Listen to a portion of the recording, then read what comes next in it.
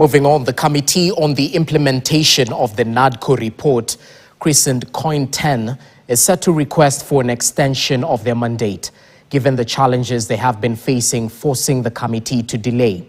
According to the ODM party national chairperson, Gladys Wanga, the implementation of the 10-point agenda can only be achieved gradually, even as the committee prepares to hand over their preliminary report to President William Ruto and ODM party leader Senator Oburu Oginga Tuesday morning. Our senior political affairs reporter Chris Thyro with the details.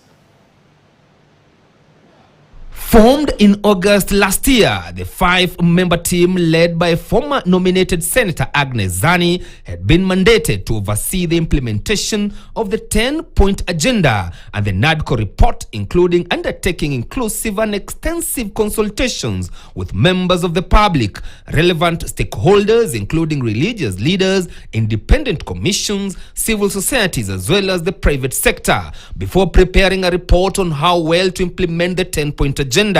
This was, however, not the case, as the committee faced a myriad of challenges, including poor financing and the death of one of the principals, the late Raila Odinga.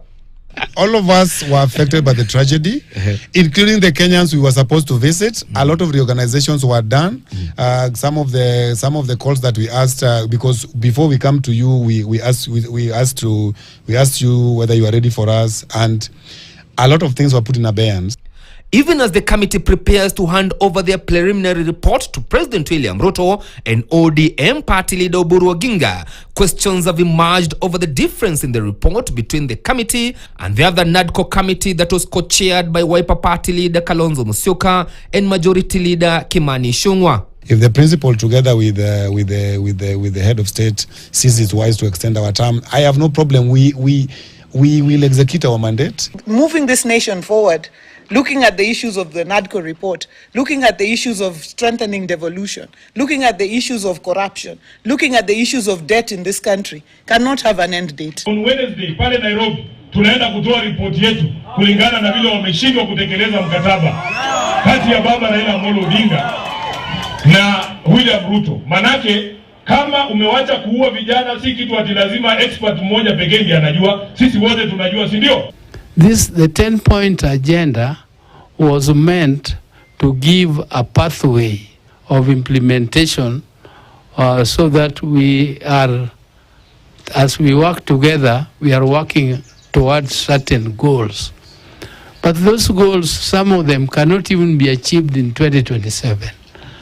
Even by 2027, when we reach there, we are not going to say this is the final day. The opposition argued that the committee was just a waste of time, as it lacked a legal standing to oversight some of the state agencies and institutions such as National Assembly and the Senate.